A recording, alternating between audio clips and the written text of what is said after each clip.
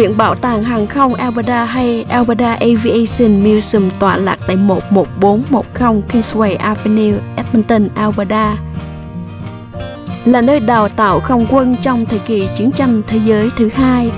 Những nhà chứa máy bay tương tự nơi đây được xây dựng trên khắp Canada và được làm bằng các loại gỗ thông cắt sẵn sản xuất từ tỉnh BC.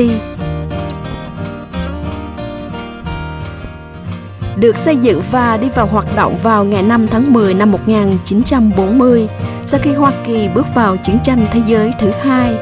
Sân bay này được sử dụng để phục vụ quân đội không quân Hoa Kỳ, cho đến khi các trạm không lực mới của Hoa Kỳ trở thành Canadian Forces Base CFB Nam Mao. Viện Bảo tàng Hàng không Alberta là một trong những viện bảo tàng hàng không lớn của Canada, gồm các bộ sưu tập hàng không lớn thứ ba của quốc gia này, thu hút du khách mọi lứa tuổi địa phương và khắp nơi trên thế giới. Với những sự kiện đặc biệt diễn ra mỗi tháng và các chương trình trại hè cho trẻ em từ 11 đến 16 tuổi,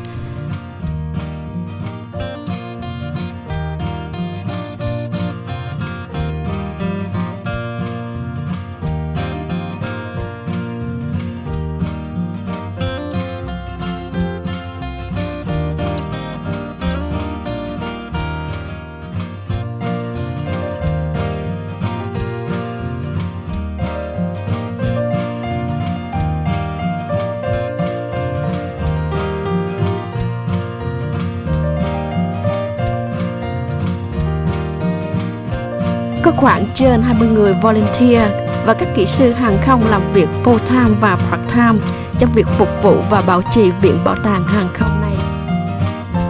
Khoảng 50 máy bay hay airplane, jet fighter, helicopter hay trực thăng được trưng bày và sẽ được thay đổi vị trí mới mỗi 3 hoặc 4 năm.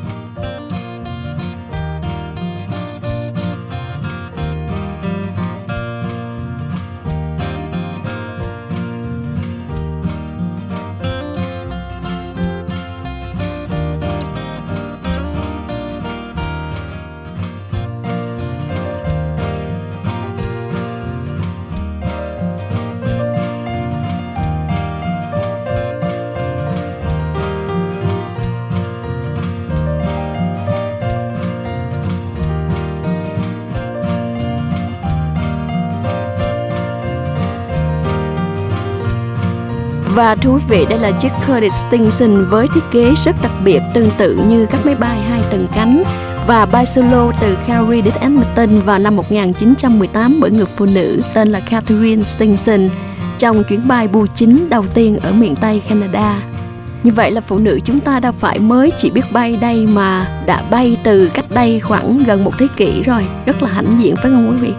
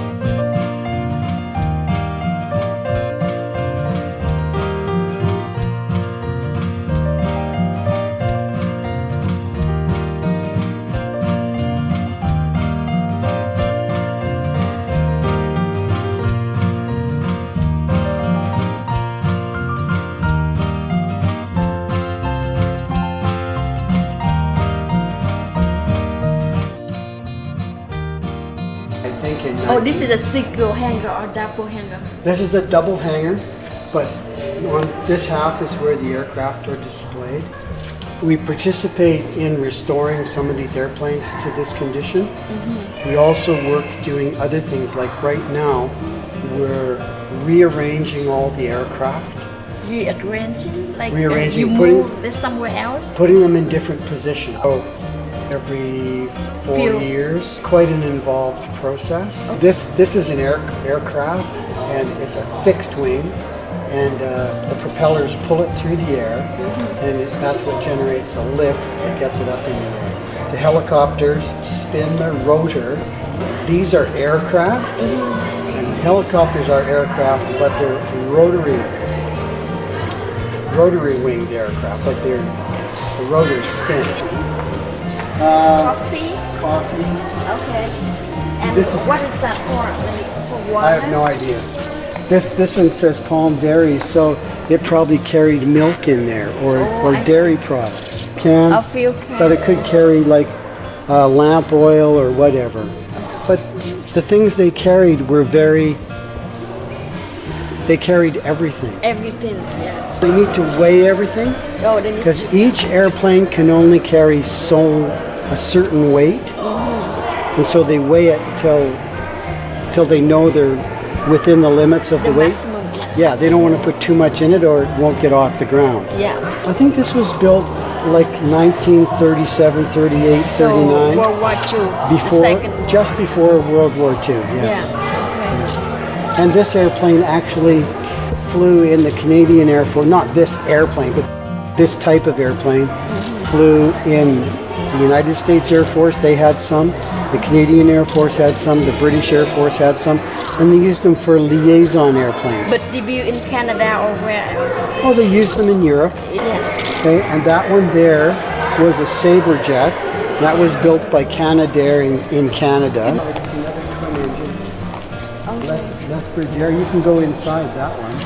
Okay. And it carried passengers So also. this one is not functioning anymore? It'd have to be inspected, brought up to standard, and made sure they were airworthy, and then maybe they could fly. Yeah.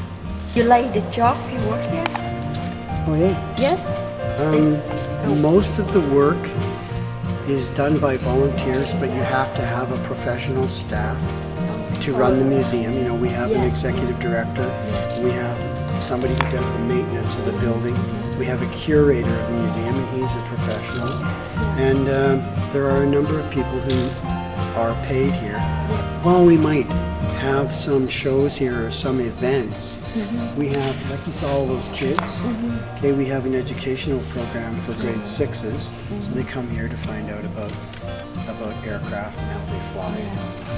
This is one of the few museums left. So you go first? No, you go first.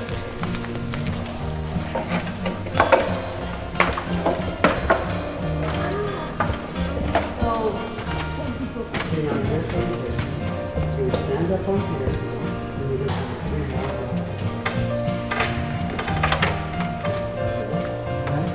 Sit on the seat.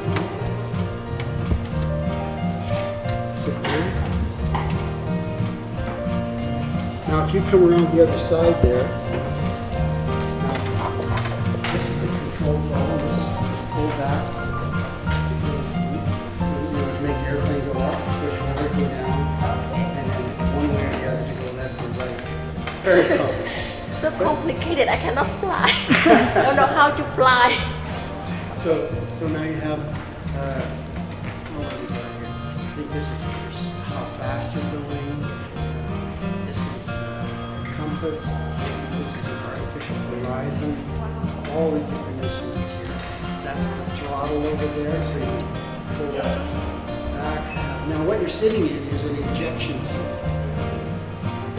So what happened is, say the airplane is damaged. Okay?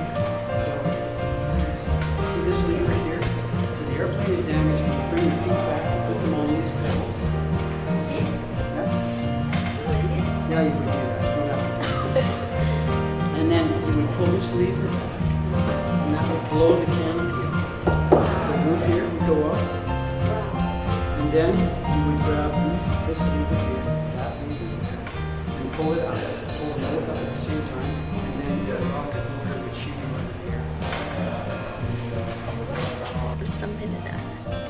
No. Manually. In panic. There might. Oh no! If you were in a panic, they're really well trained. So if something happened, they would just off would go the canopy, and they bring their feet back, and then they pull up on those two levers, and then the seat would shoot out of the airplane. Oh, this is inside trong cái trực thăng. Is it a helicopter or fixed wing? This is a fixed wing. This is a fixed wing chứ không phải là helicopter, không phải là trực thăng jet fighter quý vị. Hỏi phi công thì họ train rất là well trước khi bay, không có cái tình trạng mà bị panic khi mình quên nhấn nút ở đâu. Nhìn thì rất là complicated.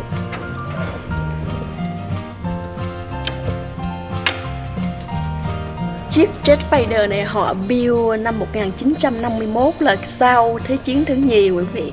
Và chỉ ngồi được một người thôi. It's an American design by North American Aviation. Cái này là do American họ build cái chiếc này từ năm 1951.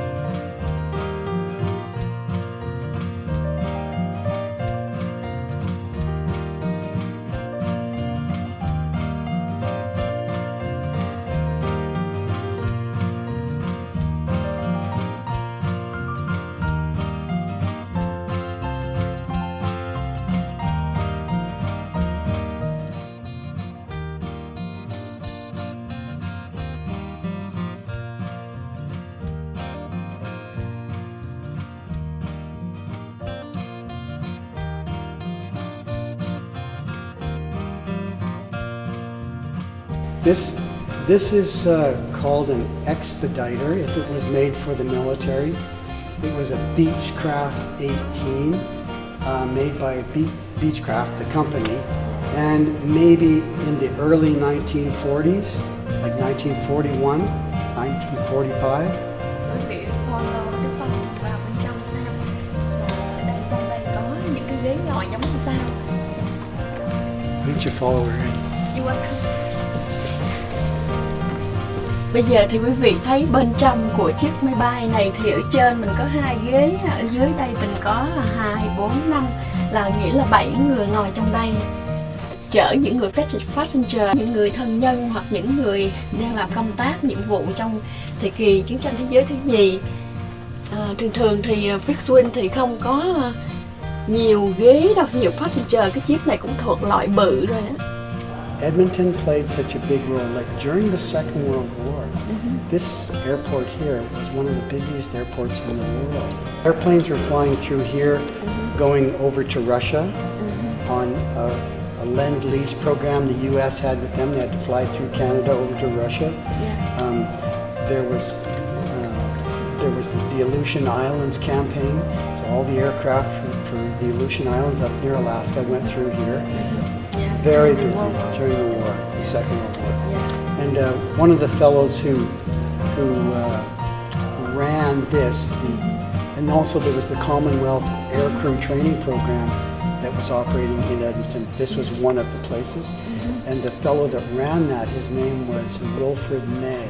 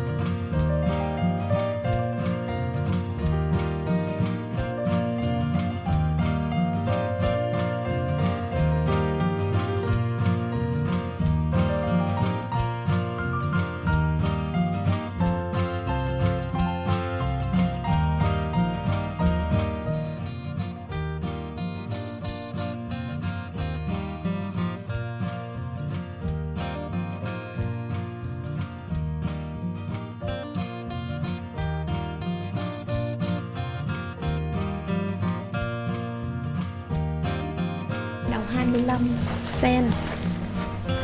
Cái áo chắc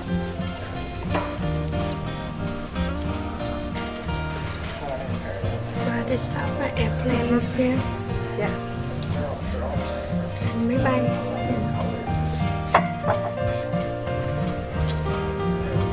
Tôi đứng đi. Cái này nhỏ dễ thương không ạ?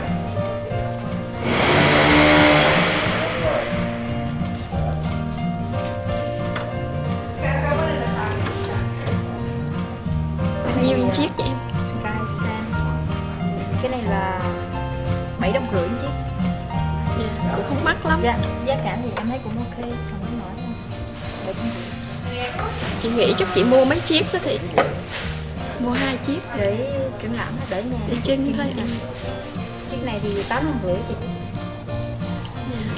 Đấy cho chị chiếc lớn nhất nè. Chiếc lớn nhất. Chiếc này hả chị? Chiếc đó bằng giá không? Chiếc màu sữa hồng màu nâu 10 đồng 25. Chiếc này đẹp chứ hả? Chiếc này thì đẹp. Chiếc này 14 đồng. 14. Dạ, 14 dạ. Tính là 14 đô thì không đến nỗi nào. Không có mắc lắm. Dạ. Thì ở đây có nhiều màu sắc, nhiều kiểu máy bay khác nhau. Cái nào mình chọn cái đó. Cái này thì em không thấy giá cái này. Cái này chắc là 9 đồng.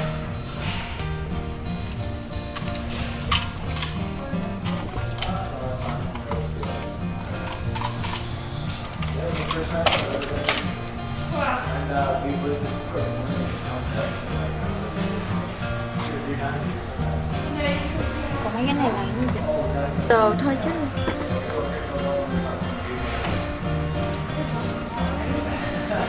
Mấy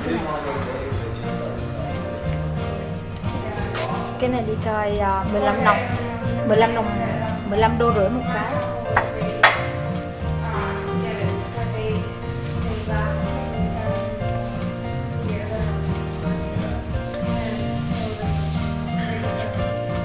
Cái này đẹp.